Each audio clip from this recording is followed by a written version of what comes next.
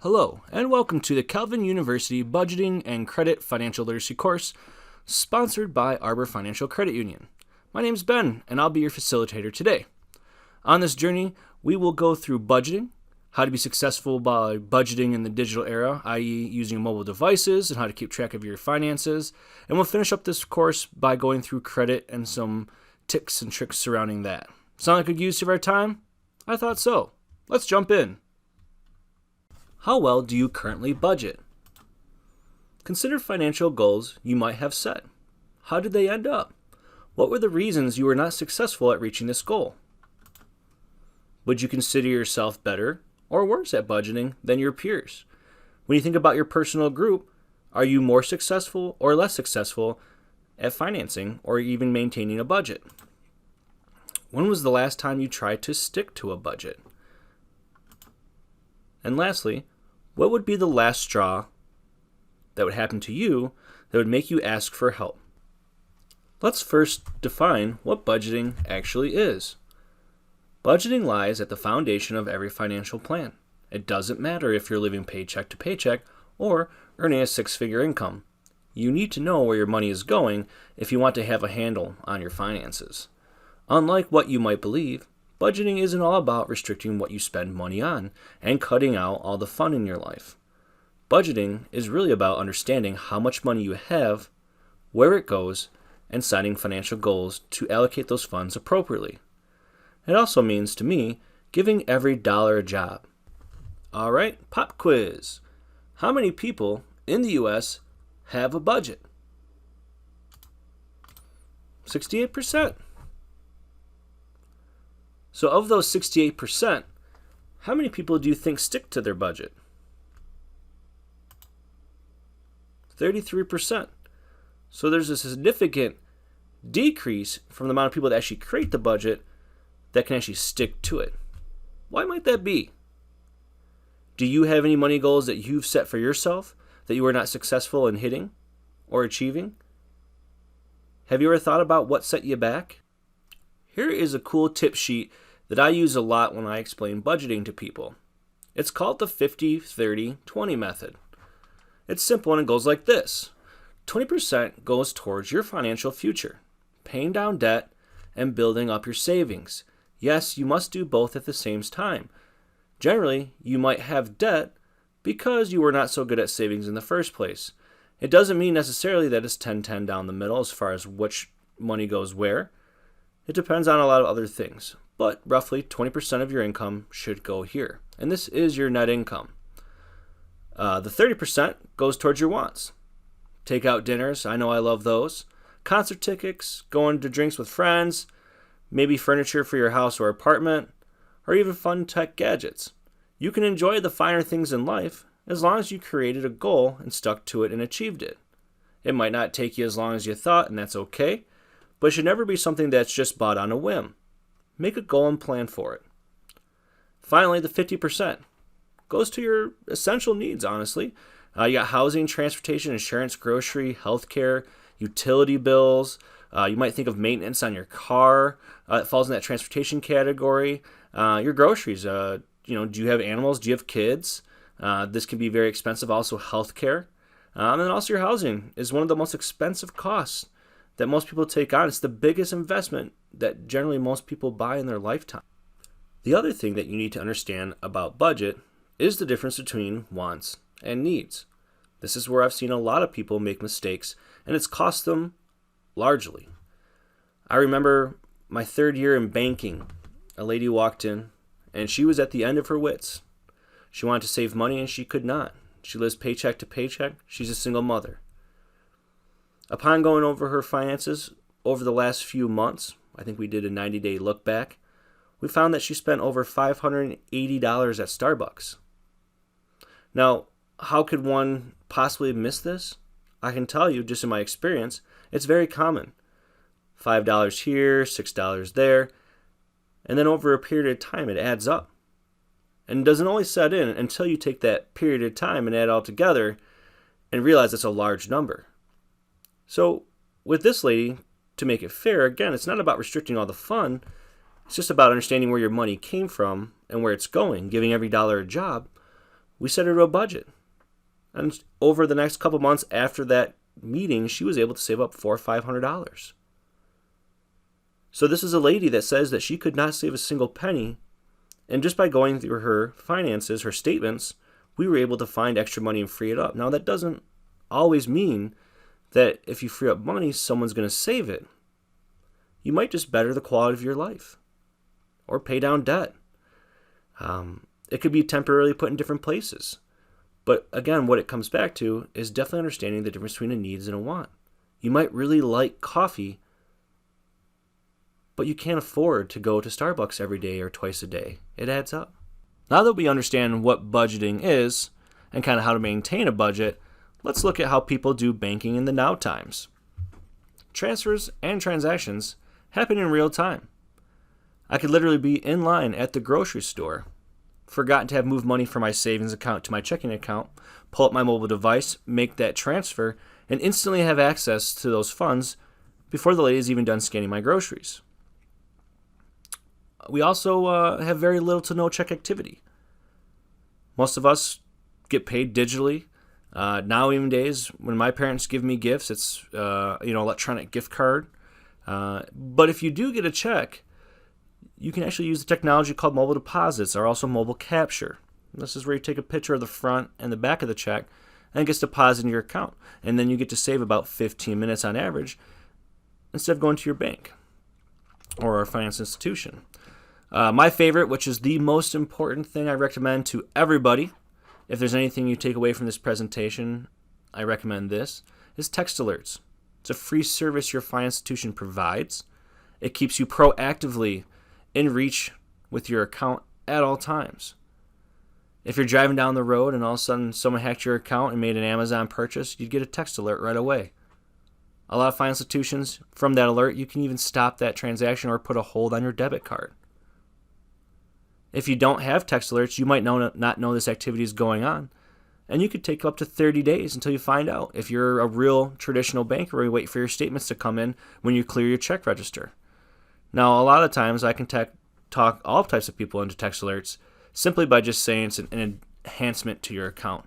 It doesn't matter how you do your banking now. It can definitely just enhance the security on your account or also just your wits about it. I get my balance texted to me every single morning. But the major four, because I know sometimes people have tried them out and they've gotten too many and it becomes an annoyance. But I recommend the four. There's the major four. It's the online, over the phone, outside the United States, and at gas stations. So most would say that's where primarily a lot of compromised numbers come from, just due to the locations and areas of where those places are at. And also rules and regulations, especially when you get outside the United States with the online over the phone orders. So text alerts, again, very important. Keep you right there on spot. The next one is electronic bill pay and e-pay. I love this one a lot because a lot of the times the bank guarantees the delivery date. If you can select it, we guarantee it and we'll back it up if we can't. I also like it because if a company were ever to call me up that I've paid through my bill pay and say they're missing a payment from some odd months back, I don't have to finger through multiple pages of my check register. I can just click on that bill's name and it'll give me all the transactions. Even upon further research, I can get routing and transit numbers to provide to that company so they can see where that money was, essentially has gone. And then the last one is ID Alert or Social Security protection, or your Social Security number protection, or anything along those lines. It's much like having car insurance, but it protects the Social Security number. I think most people have a misconception that their bank would cover that naturally. Now, don't get me wrong, the bank protects everything that you house with them. So your bank account numbers, your personal information that you provided them, and those types of things, but they don't protect your Social Security number by itself. Now, your financial institution surely will offer something along this line. Generally, it's about the cost of a cup of coffee. A lot of them provide a monetary coverage. Most I know is between $10,000 and $15,000, which is so conveniently the average cost that it takes on to a person when their information is compromised to recover, through court fines and costs. But it also allows you to see your credit report, and there's a lot of other services like news, other tips to help build your credit. So really, for the small dollar amount you're paying, again, about the cost of a cup of coffee, you really are getting a great benefit. If you don't have that, I recommend stopping your financial institution, make it an opportunity to introduce yourself to your banker.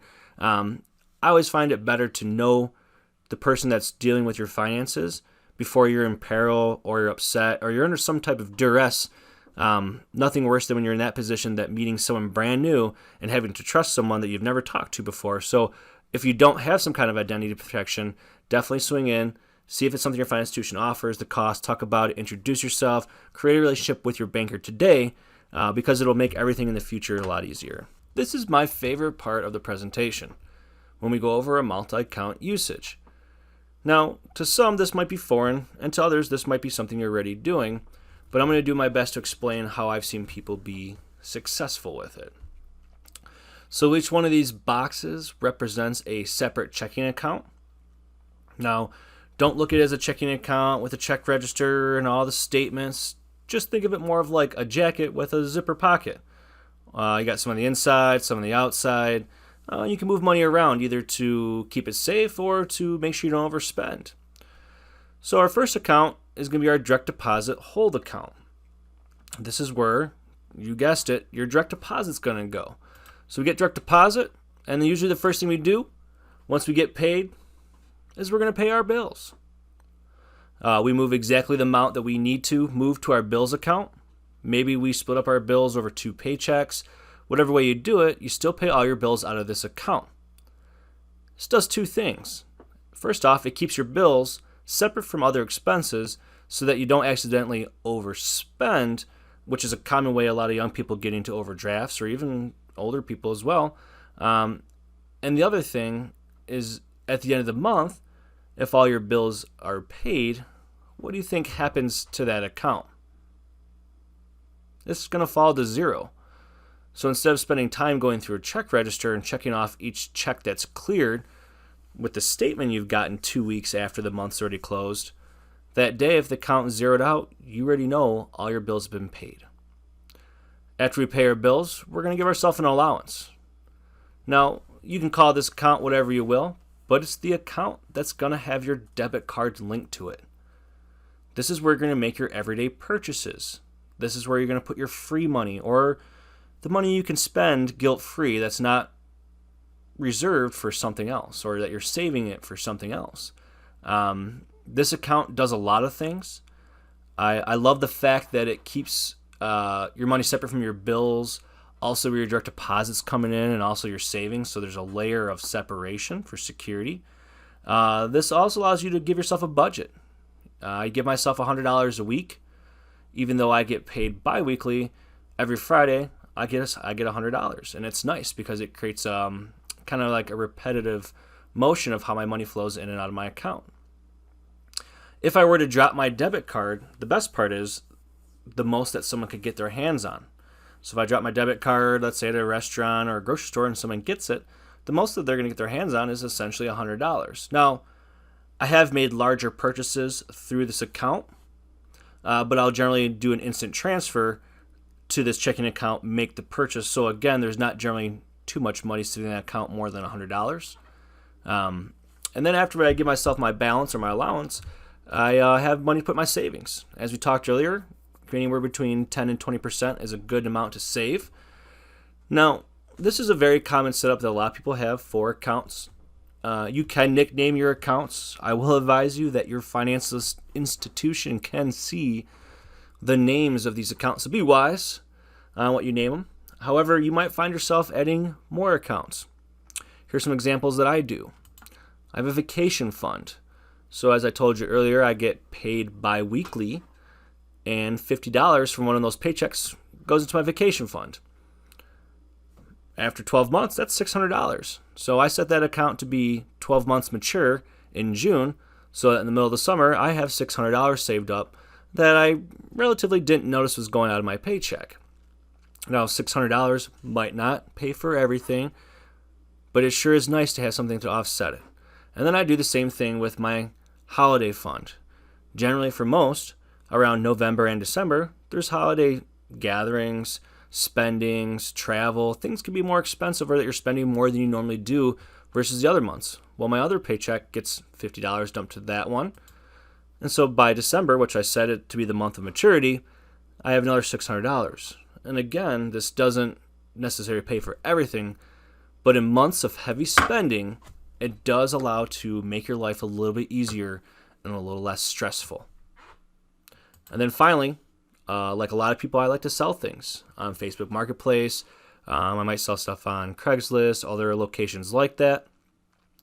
And I have accounts set up for that when I get paid, I get either from PayPal direct deposits, or let's say I got cash into deposit in my account, that it goes to this account so that I don't lose or commingle funds with other things I have going on. So if at the end of the day, if I want to see how I'm doing with my buying and selling, or let's say something happened to one of the checks I received from a person selling it, it's not going to return my main account and affect other things. It's a separate account. Now again, most of these accounts, except for the savings and the reserve account, are just checking accounts. They just have no debit card, except for my free money account. But they allow you to have your money on your phone.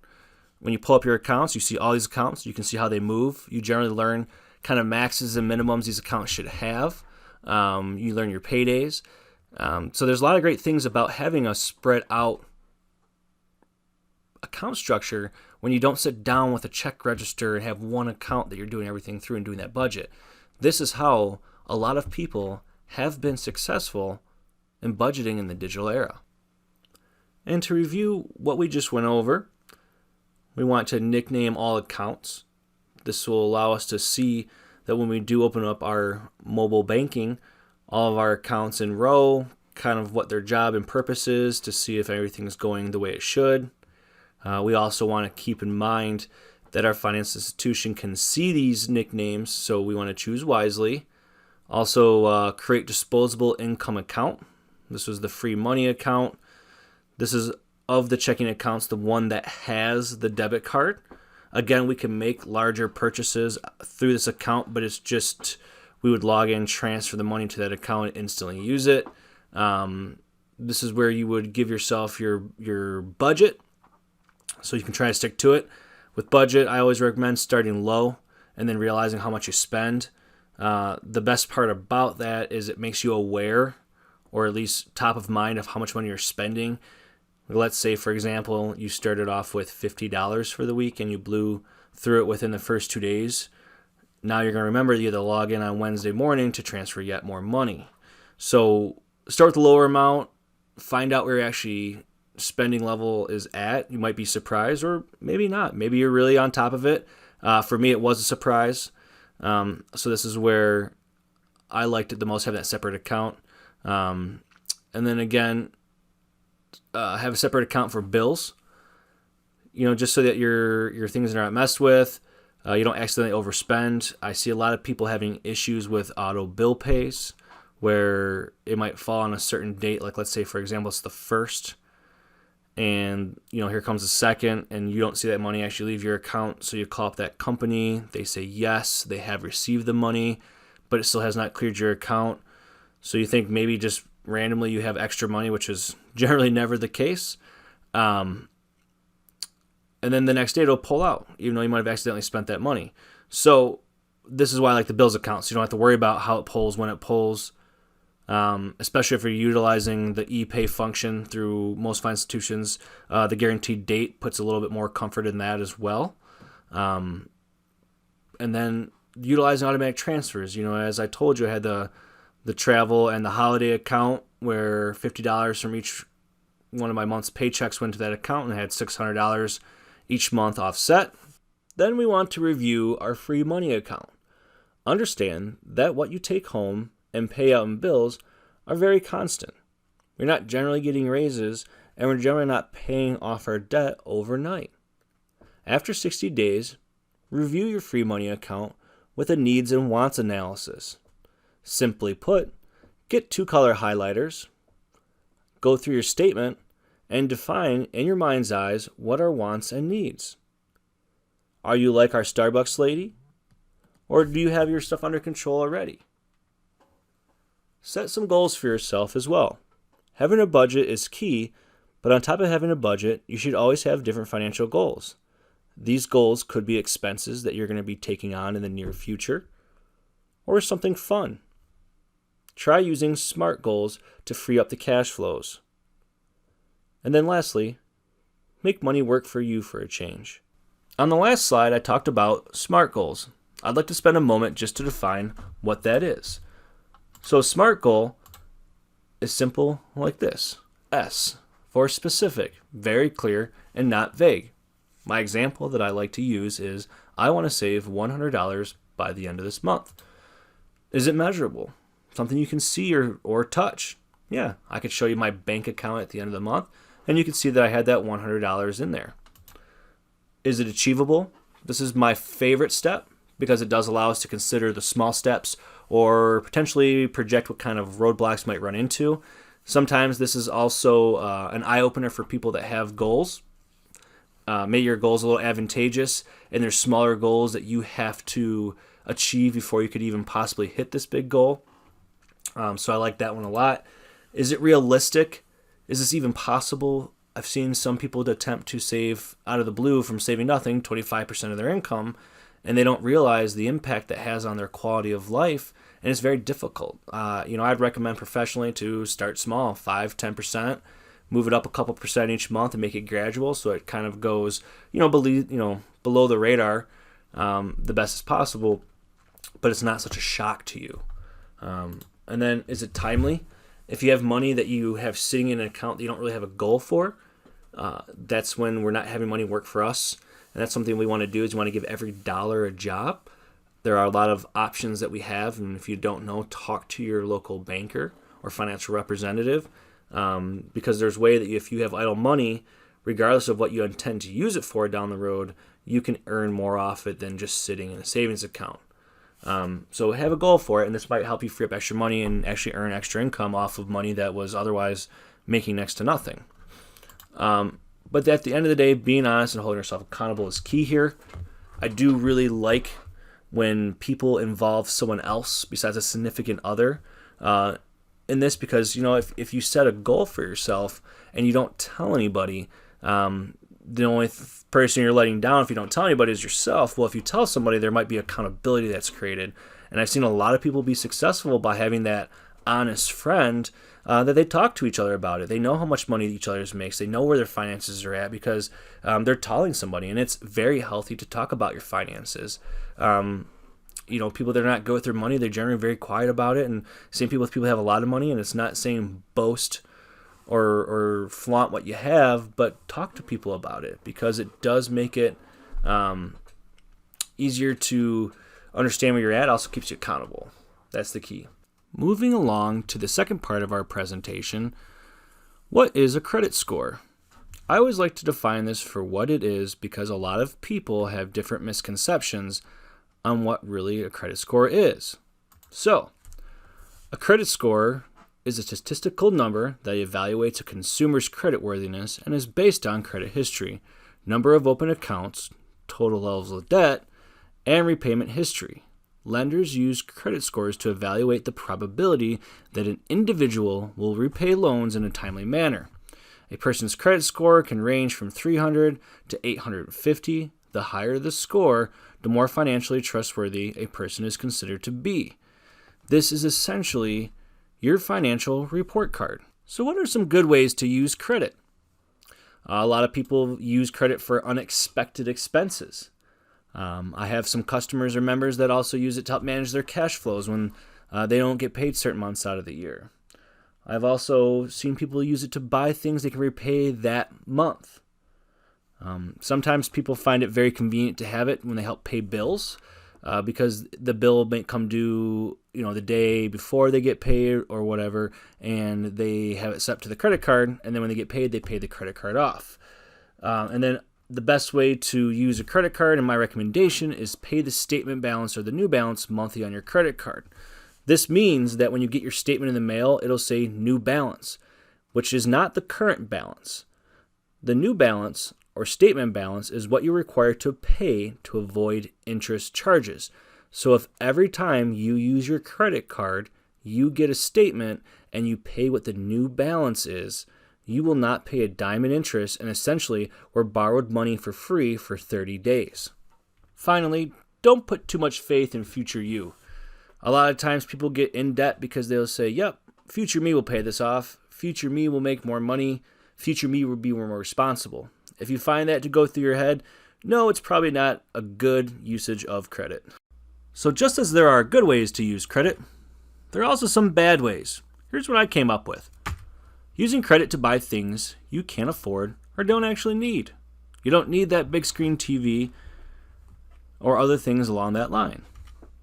Not understanding that a negative mark on your credit report can be there for up to 7 years. So if you make a late payment and it's reported, 7 years you might have to explain that to anybody that pulls your credit when you're applying for financing. Not understanding the difference between a store credit card and a bank credit card. And a lot of the times people don't know this because they skip over the fine print. And this is what's very important. If you're going to put your name on a line that's going to change your monthly obligation, you should definitely read the fine print. For our safety, most places that do financing like that make the numbers that are important to you the biggest and most bold on the page. The main difference between a store credit card and a bank credit card is this. It comes down to their annual promotional purchase rates or annual promotional balance transfer rates, where they might offer 0% for a certain period of time. Big box stores are notorious for doing this. For my example, let's say you were to buy a TV and it was a 0% promotional finance for 12 months. So you bought a $1,200 TV. You pay $100 off each month in hopes of that it's paid off by the promotional period ending. But what happens if you accidentally carried over some of that balance past the promotional period? Well, store credit cards like to backdate. Most store credit cards are 29.99% annual percentage rate of APR, so that means that $1,200 TV just cost you another $300 to $400 in backdated interest. Bank credit cards can offer you the same great rates. However, when your promotional period has ended, they do not backdate on interest. You simply just start gaining interest at what was left over. Here are some other things to consider about credit. Your score can go up and down throughout the month. It's not uncommon for someone's score to move 20 to 30 points, just depending on when they pay their mortgage, when they get paid, and so on. Closing a line of credit or a credit account, much like a credit card, is not always recommended, as it can have a negative impact on your score. It's just because of the way it's reported on your credit report. One metric used in calculating your credit score is credit utilization, or available credit currently being used. We also call it debt to credit. So for example, if you have a $1,000 credit card, meaning the max you can put on is $1,000, and you have $900 on it, you're utilizing 90% of the available credit. If, for example, you have that same credit card, but you have an additional $9,000 available at other merchants or banks or credit unions, well, now you're at 9% because you're only using $900 of $10,000 available. So debt to credit is a newer metric on your credit report that is very important and allows us to see how you use credit. So we see that if you don't use credit that much and you have a lot available, it means you live within your means. A person's credit score may also determine the size of initial deposit required to obtain a smartphone, cable service, or even rent an apartment. Another great representation is the Fair Isaac Corporation score, better known as FICO. You will see here that it's still the same high numbers of 850 and the low of 300. However, they have a different equation. Now, all three credit bureaus, TransUnion, Equifax, and Experian, have their own ways of doing equations. It's not shared to the public, but here is the best representation of how it's calculated. 30% is how much you owe. 10% is new credit. Length of credit history is 15%. What types of credit you have, 10%, and then your payment history. So as you can see, 65% of your score is just from payment histories and amount owed, or credit utilization. The one that gets younger people under the age of 20, usually the first 2 years they start building credit, so 18, 19, 20 is new credit and length of credit history, because both of those are not giving you full weight to your credit score until after 2 years. So you turn 18, here's day one, you get a credit card for 2 years, you're missing 25% of your score. And then all of a sudden, after 24 months of reporting, boom, there's 25% more weight on top of it. So a lot of you, if you start building credit for the first time, you will see your credit score number stay kind of stagnant. It's not uncommon, it's just what happens. Another thing that likes to show up on your credit report is debt to income. But what is DTI? Debt to income is how much you're obligated to pay monthly divided into your net income. Financial specialists recommend your total DTI to be less than 20%.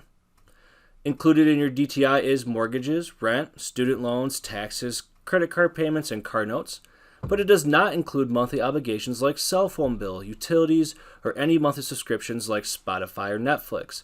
Those things do not help your credit report. They can only hurt you. If you owe money to the utility bill and you stop paying them, it will eventually show up on your credit report as a collections. And it only uses minimum payments due, not what is actually paid. So for example, if your minimum credit card payment is $25, but you pay $100, it's only going to use the $25. Here's another way of looking at it. Most of us fall, again, hopefully less than that 20% mark. There will be 2 times in your life that a lot of people do experience going over the 30% threshold.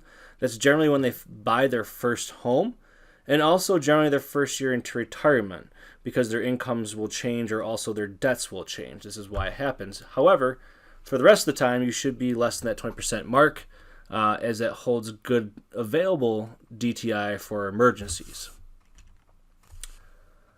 So how much can a lower score affect your payment? Well, here I'm going to show you. Let's look at 2 people, Susan and Miranda, both of them buying a $20,000 SUV. However, Susan did not make perfect on-time payments, and because of that, has a 520 credit score. She was approved at 14.74% APR. She got a 60-month term or 5 years, and her payment's $474 a month. Miranda paid what she said she was going to pay and paid it on time. Her rate, 2.74 at 5 years for $357. Now, these rates are real time. These are pulled from real places in town that offer these rates. And I will tell you, there's some of the buy here, pay here card places that are even higher than 14.74, and so the number can grow exponentially. But here's what it comes down to. Susan will end up paying $117 more each month, or over the term of the loan, pay $7,020 more. Now, that's not instant savings, that's just cash flow free up. However, that's still less money that Miranda's going to pay because she made better choices with her credit. When we're speaking of credit, we also have to think about identity theft. My good friend here, Dwight Schrute, explaining to his friend coworker Jim that identity theft is no joke. But what really is identity theft?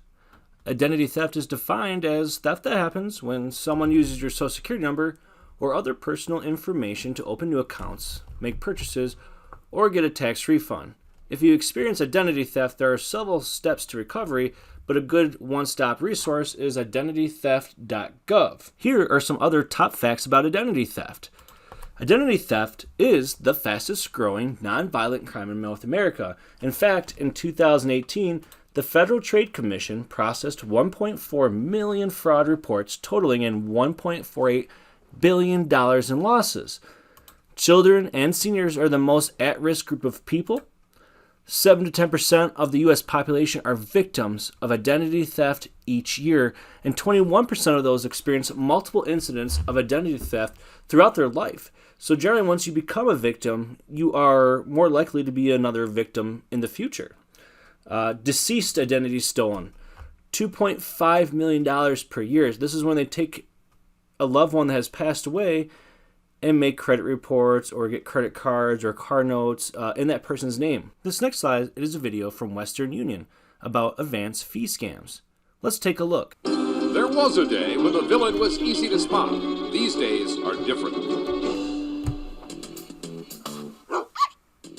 Marie, Emily, and Max all have something in common. No, it's not that they all have purple dogs. What they all have in common is that they all fell victim by sending money for an advanced fee scam.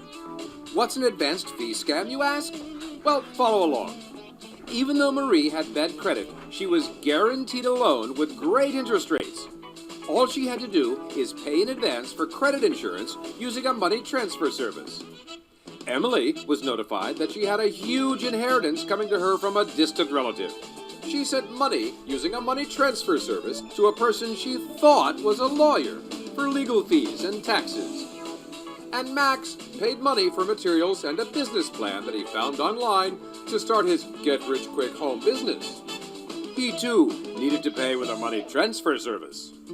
Well, Max never received any materials, Marie never got her guaranteed loan, and there was never any inheritance for Emily.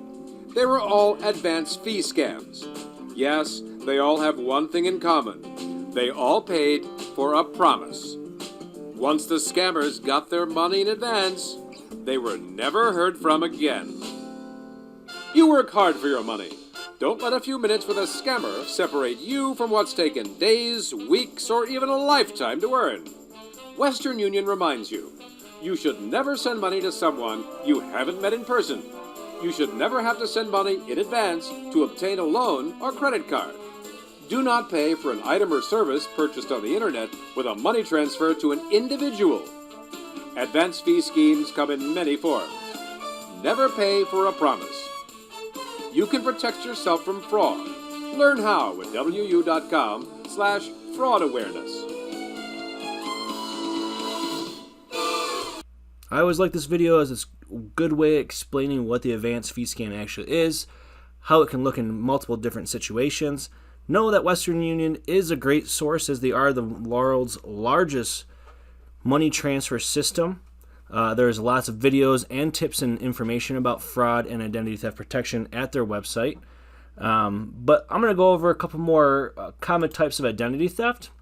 So tax-related identity theft actually relates to about 33% of all identity theft that exists. So that can be stealing your social security number and filing a fake tax reform to get a credit return. I've had a lot of people in my years in banking where they go to file their tax report and they get a note that their taxes have already been filed and that it was weeks ago and that money's long gone. This is a very common one. This is also one that they do with people that have deceased. There are a lot of systems out there that catch this electronically, but it still seems to continue. Credit card fraud, which I'm sure is no one's big surprise, is another 32% of all identity theft, followed by utility and phone fraud. That comes in at 14%. Bank fraud is getting less and less because of the technologies financial institutions have in protecting themselves against unauthorized accounts or fraudulent accounts or charge-offs. That falls in at 10%. And then, believe it or not, loan or lease is only at 7%. And then lastly, government documents or benefits fraud. This is like, again, when people have passed away, they'll get Social Security benefits for a few more years or things like that. Falls in the 5% category. So now that we've learned different types of identity theft, let's go over some best practices to help protect you whenever it's possible. So the best one is two-step verification. So this is for people that have a cell phone or a laptop device that once you log into it, there's an additional password per application, hopefully different passwords. The more text alerts and push alerts you have surrounding your credit report, changes to your credit report, the ups and downs, the better. These are very easily set up through a lot of services and can save you a lot of time and money. Securing your physical devices. When you leave your desk at work or when you leave your house, lock your doors, lock your laptop up. People stealing your physical stuff now have more time to try and crack codes and get into your things and see numbers and information you probably don't want them seeing. Always look into it.